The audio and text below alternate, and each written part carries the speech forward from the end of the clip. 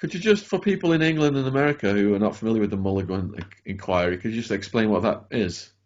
Sure. Okay. So after decades of people calling out for some sort of investigation into the abuse of state boards in South Australia, and we're talking from the 50s, 60s, we're talking 40, 50 years of allegations made. Finally, in 2007, a Royal Commission Mulligan inquiry was put into place. Unfortunately, and the terms of reference were very, very small. So it was only people who'd been abused in institutions could be investigated. The terms were, it was not just sexual abuse, so not just abuse of children in those institutions, including the church and various other church or religious institutions, as well as St. Vinny's, all the charitable organisations as well. But it was also an inquiry into the large numbers of deaths of children during that period between the 50s and when the inquiry took place, whose death certificates were shown, even though they were children, the death certificates' reasons for death were natural causes. I mean, you can't have that with children. There were approximately 100 children's death certificates that had to be investigated. There were at least 8 deaths that were definitely not natural causes and needed to be investigated further. You cannot find any information about it, though. Although the Mulligan inquiry findings were released, there's an 80-year suppression order on much of the information in there, so you can only get little snippets. And Michael Atkinson, our ex-Attorney General, was the person who signed off to institute that 80-year suppression order. And you've got to wonder, an 80-year suppression order can only service the abusers. It doesn't help anybody else. There was a Senator Heffernan who spoke about this in Parliament, not necessarily the Mulligan inquiry, but about all of the abuses that happened to children and how the suppression orders were there purely to protect the pedophiles. And still nothing was done. He put his life on the line for no reason, really.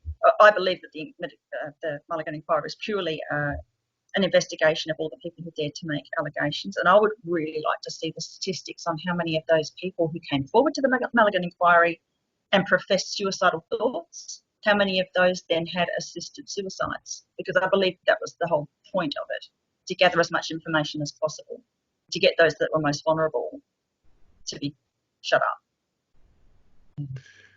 Did your mother stay with your father until he died? Did your father have other female partners? And if so, did they participate in the abuse as well? Well, very good question. So my mother left my father when I was 13, left me with him. My sister, closest in age, stayed for about a month and then she left as well, so I was left alone with him. My nieces and my other sister came to live with us for a short period, but it was only a short period. Then he introduced me to what would later be his third wife. I have to be very careful what I say here because she was a very powerful woman. She worked at Deakin University. She was head of psychology there. Like I said, I was being mentored into a psychology position. Let's just say I don't like her at all. Very dreadful memories of that woman. I'll put it that way. I also have a number of her cards and letters which really put her in a very bad light.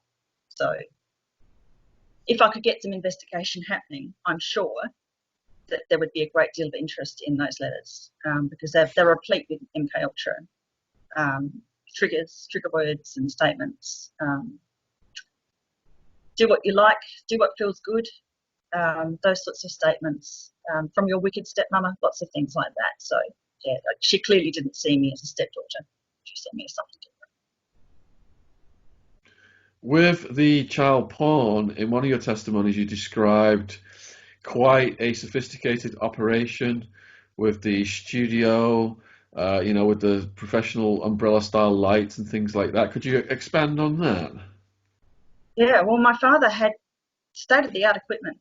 So in the 70s, the the filming equipment that he had, I don't think anybody else, certainly none of my friends had, their parents didn't have that sort of filming equipment. I know he had the older stuff in the 50s and 60s when he was filming my brother and sister, but in the 70s and 80s he had video equipment before the video equipment was available, mainstream. I was filmed with 2 high-profile missing children in the 80s. I believe my father was involved with snuff films as well. Apparently a whole cache of these snuff films were left in a box at Channel 9 Studios' door. I don't know whatever happened to them, but there's a long-standing rumour that occurred.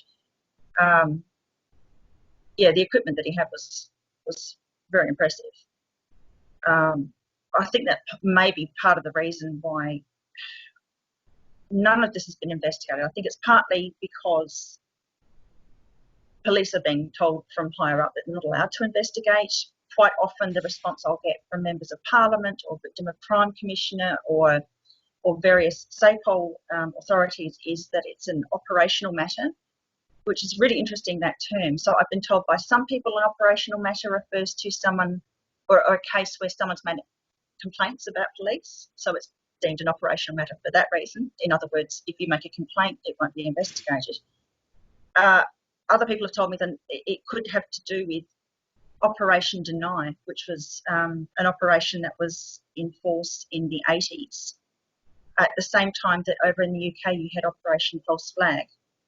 And I believe that the whole system in the police at that time was just to completely and utterly deny and shut down anybody who made allegations of this nature. You see in a lot of these cases that people who work for intelligence, there's like a world where intelligence community and criminals coexist, and because of the work they're doing for intelligence, the criminals are allowed to do the most abhorrent crimes, and when some other kind of agency steps in, the intelligence agency, they have the most power in the land, so they say, look, back off from this guy, he's an intelligence asset, national security here, you guys just leave this guy alone, he's ours. Do you think because of your dad's work as a wiretapper, intelligence, military, that could have been the case as to why he was able to get away with things until he died without serving any prison time? Yeah, I do believe that, Shaun. I do. He often told me that he had immunity from police, immunity from prosecution because of who he knew, and certainly the police couldn't touch him. So he would sometimes say it was because he knew people in high places. Sometimes it was because he thought he was very special. A special friend to police was another term that he used. I mean, it's obvious that he was quite correct. And like I said, he died in a nursing home. Supposedly, I think that we were told it was from dementia that took him, but he was very cognitive 2 years earlier. So it must have been quite rapid onset. Who knows, maybe the Kuru prions finally got him, I'm not sure. He was 88, nearly 89 when he passed. And interestingly, the night that my father passed away, which just coincidentally happened to be my dead sister Claire's birthday, anniversary of her birth, 13th of June. That night, one of my brothers, not Andrew, the other one, decided that he was going to light all these bonfires at the property, Stansbury. And people who were witness to the bonfires said it smelt like burning flesh and hair.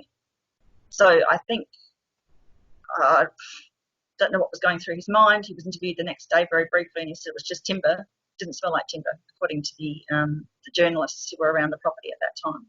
And apparently, according to the nursing home nurse who was looking after my father at that time, my father passed. Just before my father passed, he asked that this brother go and see him. The brother went and saw him. My father passed away, and my brother went straight back to the property and lit these fires. So, hundreds of kids going missing. I'm not familiar with Australian TV. Has there been any programs or coverage of this over the years? Very little, very little. So you get With the Beaumont case, there would be coverage every year on the Australia Day, because that's when they went missing. It was a very big high-profile case because there were 3 children missing from the one family, really tragic. It seems to me that that became like this money-making exercise for the media and for various writers who've written about the case over and over and over again and made probably quite a substantial profit from it. Anybody who speaks up about the Beaumont children gets absolutely destroyed because apparently we're doing it for money. I've never been paid for any of my interviews, and I never will be, and neither have my siblings.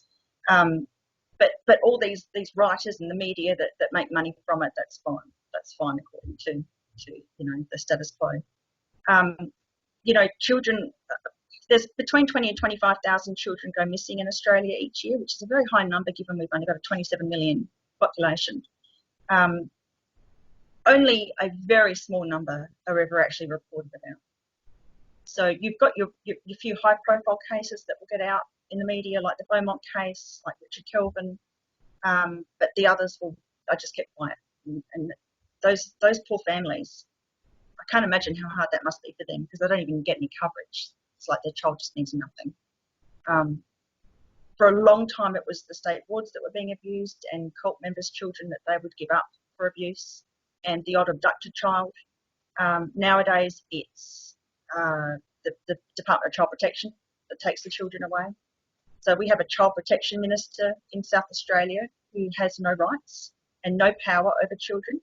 She's an elected official that has absolutely no power, but she's the child protection minister. All her powers were taken away in October of 2018 and given to the Chief Executive of the Department of Child Protection, Kathy Taylor. During 2019, I wrote a multitude of letters regarding a child that's being abused by at least one of my abusers in the same area where I grew up. So the ring is still operating. Despite everything that I've done to try and expose them, they still operate. And during that time, all of the ministers and all of the people in authority that I wrote to in 2019 did not know or did not inform me that the child protection minister that they were channeling me off to with my allegations and my information no longer had any power.